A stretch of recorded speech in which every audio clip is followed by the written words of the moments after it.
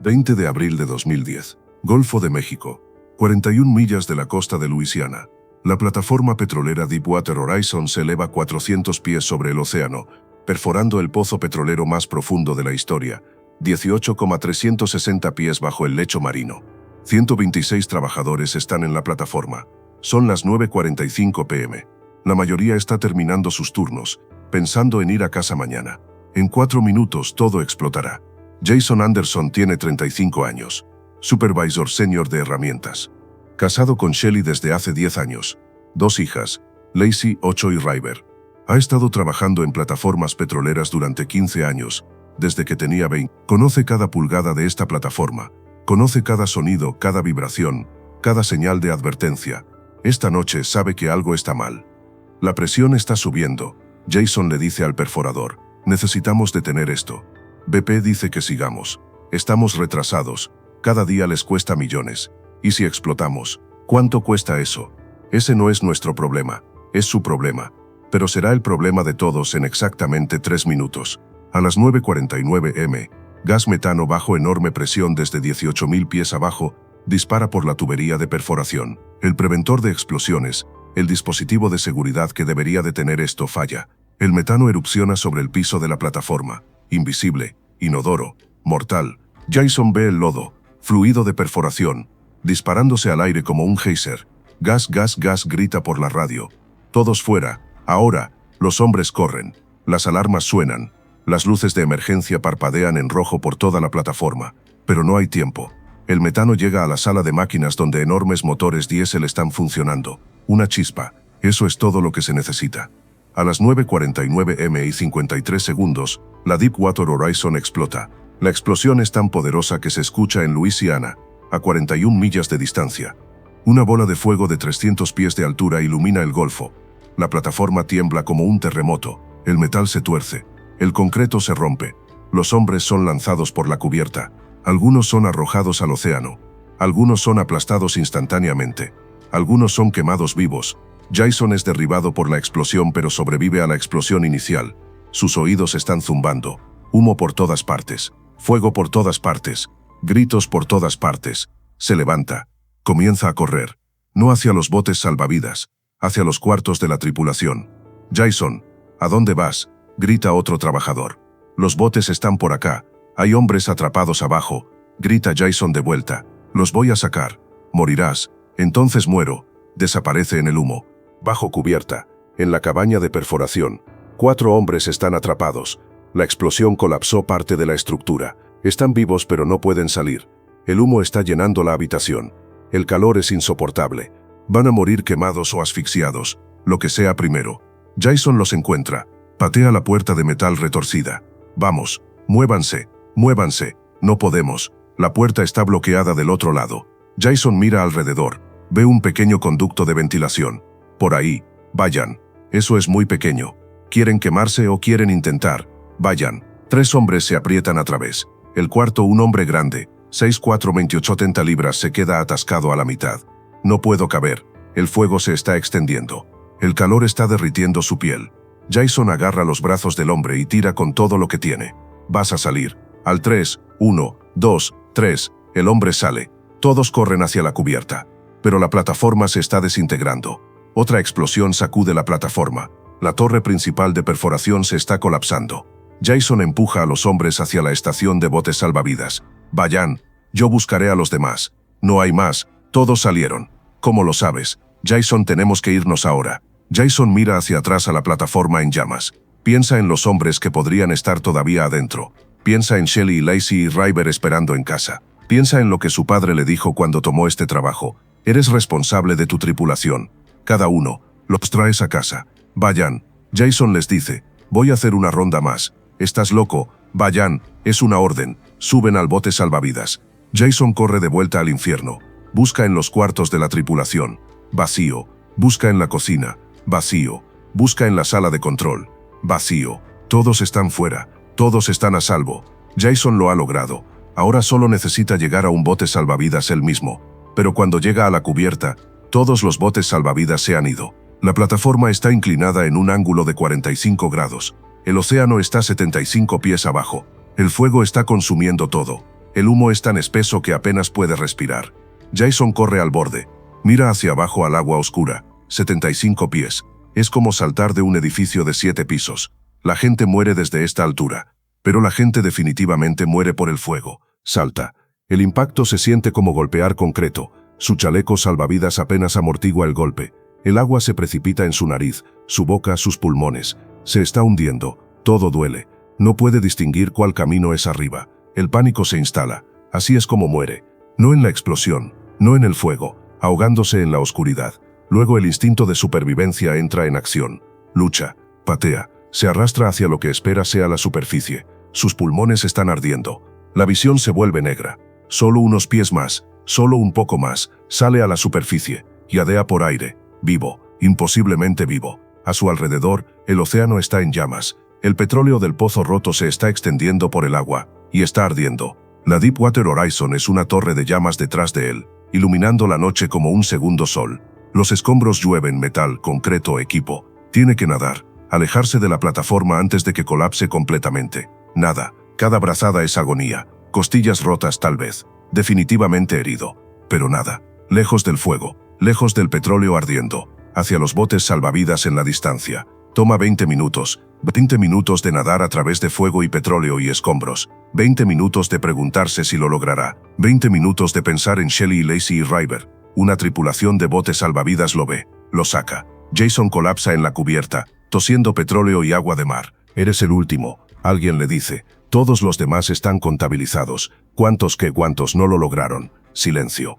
Luego, 11 hombres no lo lograron. Jason cierra los ojos. 11 familias destruidas, 11 esposas recibiendo la peor llamada de sus vidas, 11 grupos de niños que crecerán sin padres, porque BP quería ahorrar dinero, porque se apresuraron, porque ignoraron cada advertencia. La Deepwater Horizon arde durante 36 horas antes de hundirse al fondo del Golfo, pero el pozo, el agujero real que perforaron 18.000 pies en la tierra, sigue arrojando petróleo, 53.000 barriles por día, al océano, durante 87 días. Para cuando lo tapan el 15 de julio de 2010, 4,9 millones de barriles de petróleo se han vertido en el Golfo de México. El desastre ambiental más grande en la historia de el petróleo cubre 68.000 millas cuadradas de océano, miles de millas de costa arruinadas, cientos de miles de aves, peces, delfines, tortugas muertos o muriendo, 11 hombres muertos en la plataforma, innumerables medios de vida destruidos. Jason Anderson sobrevive, pero sobrevivir no es lo mismo que vivir. Es sacado del agua esa noche con costillas rotas, quemaduras de segundo grado y petróleo en sus pulmones. Pasa 2 semanas en el hospital. Los abogados de BP lo visitan. Le ofrecen dinero para firmar un acuerdo de confidencialidad. Él se niega. La gente necesita saber lo que hicieron, lo que costaron. Shelley y las niñas lo visitan todos los días. Lacey le hace dibujos. Ryber le trae su animal de peluche favorito. Para mantenerte a salvo, papi. Él llora cada vez que se van. Las heridas físicas sanan. Las mentales no. Jason no puede dormir. Cada vez que cierra los ojos ve la explosión, escucha los gritos, siente el fuego, huele la carne quemándose y el metal derritiéndose. Se despierta jadeando, pensando que se está ahogando en petróleo. Shelley lo sostiene, pero no puede alcanzar el lugar donde vive el trauma. No puede acercarse al agua, no puede mirar el océano, ni siquiera puede tomar un baño. El olor de la gasolina lo hace vomitar. El sonido de las alarmas le provoca ataques de pánico. Está en casa con su familia, pero parte de él todavía está en esa plataforma en llamas, todavía buscando hombres para salvar, todavía saltando al fuego. Así es como lo llaman los doctores. Pero Jason lo llama algo más. Culpa del sobreviviente. ¿Por qué vivió él cuando 11 buenos hombres murieron? ¿Por qué llegó a casa con Shelly, Lacey y Ryber cuando sus familias recibieron banderas dobladas y ataúdes cerrados? BP lucha contra cada demanda. Culpa al operador de la plataforma, Transocean. Culpa a los trabajadores. Culpa a todos excepto a ellos mismos. Pero la evidencia es clara. Sabían que el pozo era inestable. Sabían que el preventor de explosiones estaba defectuoso. Sabían que debían detener la perforación, pero detener costaba dinero. Así que siguieron adelante, hasta que 11 hombres pagaron con sus vidas y el Golfo pagó con su ecosistema. Jason testifica en las audiencias. Dice la verdad sobre las advertencias ignoradas, las medidas de seguridad omitidas, la presión para seguir perforando sin importar qué. Los abogados de BP intentan desacreditarlo. Intentan pintarlo como un empleado descontento. Pero a Jason no le importa. No está haciendo esto por él mismo. Esos 11 hombres murieron porque BP eligió el dinero sobre la seguridad, dice Jason en el estrado. Murieron porque alguien decidió que estar 2 semanas atrasados era peor que arriesgar vidas. Y quiero que sus familias sepan. Sus esposos, sus padres, sus hijos, murieron como héroes. Murieron haciendo un trabajo peligroso que mantiene este país funcionando. Merecían algo mejor. Todos merecíamos algo mejor. La galería aplaude. El juez golpea el mazo para ordenar. Los abogados de BP miran sus notas. Al final BP es declarado culpable de negligencia grave. Paga 65.000 millones en multas y acuerdos. Pero nadie va a la cárcel. Ningún ejecutivo es acusado. Los hombres que tomaron las decisiones que mataron a 11 personas caminan libres. Porque así es como funciona cuando eres lo suficientemente rico. Jason intenta seguir adelante. Intenta ser el padre y esposo que su familia merece. Pero el Golfo no lo deja olvidar. Todos los días en las noticias, más delfines muertos llegando a la costa, más comunidades pesqueras destruidas, más petróleo enterrado en la arena, esperando envenenar a la próxima generación. El desastre no terminó cuando taparon el pozo. Todavía está sucediendo. Seguirá sucediendo durante décadas. Un año después de la explosión, Jason lleva a su familia a la playa, intentando enfrentar su miedo, intentando probarse a sí mismo que está sanando. Lacey y Ryber juegan en la arena, construyendo castillos, encontrando conchas, siendo niñas. Shelly sostiene su mano. ¿Estás bien?, pregunta ella. Llegando ahí miente él. Entonces Ryber corre con algo en sus manos. Papi, mira, una piedra bonita.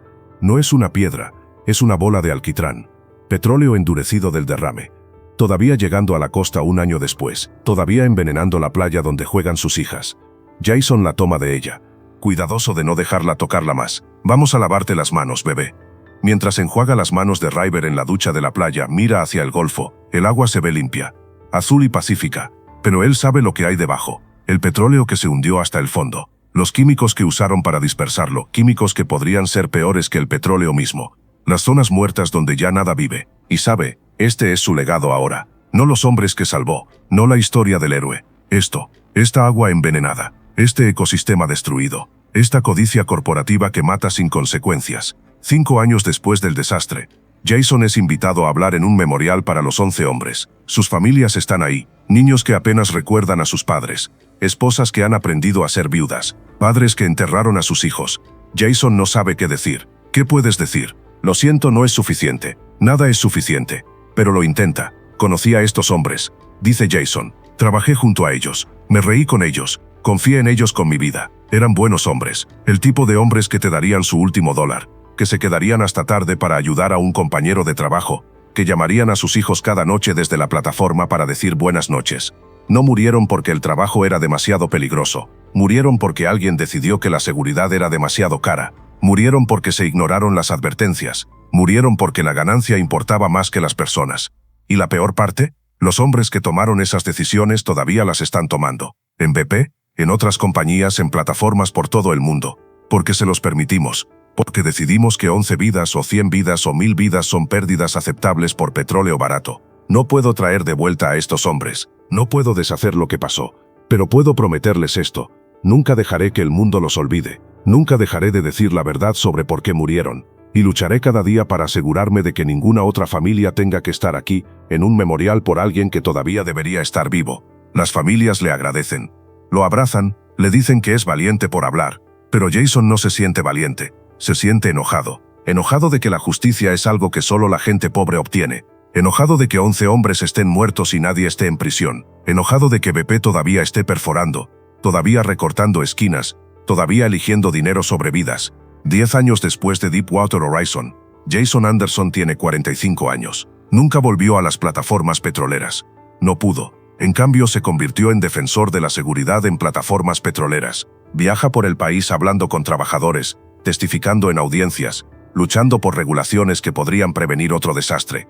Lacey tiene 18 ahora, yendo a la universidad. Ryber tiene 14. Crecieron sabiendo que su papá es un héroe, pero también sabiendo que está atormentado. Han aprendido a reconocer las señales, cuando está teniendo un mal día, cuando un olor o sonido desencadena un flashback, cuando necesita espacio para lidiar con los demonios que solo él puede ver. Shelly se quedó. Muchas esposas no lo hacen. El TPT la ira, las noches cuando Jason se despierta gritando cobra su precio, pero ella lo ama, y sabe el hombre con el que se casó murió un poco en esa plataforma. El hombre que volvió a casa es alguien nuevo, alguien con cicatrices, pero aún suyo.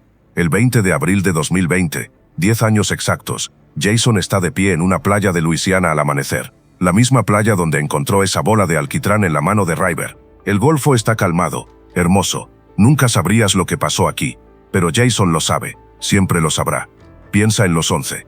Gordon Jones, Shane Rosto, Dewey Revet, Stephen Curtis, Adam Weiss, Carl Kleppinger, Blair Manuel, Donald Clark, Jason's casi tocayo, el otro Jason que no lo logró, Roy Wyatt Kemp, Dale Borken. Dice sus nombres en voz alta. Una oración, una promesa, una negativa a dejar que se conviertan solo en números en una estadística de tragedia.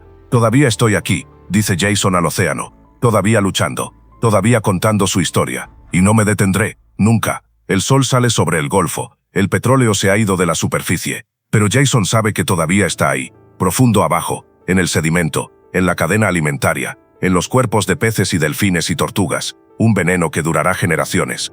Igual que el recuerdo de esa noche durará en su mente para siempre. 87 días de fuego, 11 hombres muertos, 4,9 millones de barriles de petróleo, un hombre que sobrevivió cuando tal vez no debería haberlo hecho, un hombre cargando el peso de qué pasaría si hubiera sido más rápido, qué pasaría si los hubiera encontrado antes, qué pasaría si hubiera obligado a BP a escuchar las advertencias, qué pasaría si,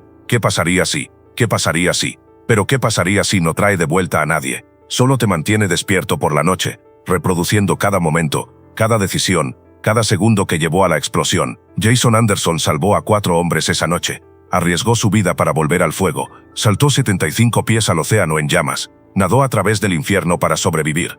Pero cuando la gente lo llama héroe, él piensa en los 11 que no nadaron, los 11 que no llegaron a ir a casa, los 11 cuyos nombres están tallados en piedra en un memorial en Luisiana, y se pregunta, si él es un héroe, ¿qué los hace a ellos? Los verdaderos héroes murieron esa noche. Jason solo vivió para contar su historia, y seguirá contándola. Durante 87 días, durante 87 años, durante el tiempo que sea necesario para que el mundo recuerde. 11 hombres murieron porque alguien eligió el dinero sobre las vidas, y eso nunca debería ser una elección aceptable.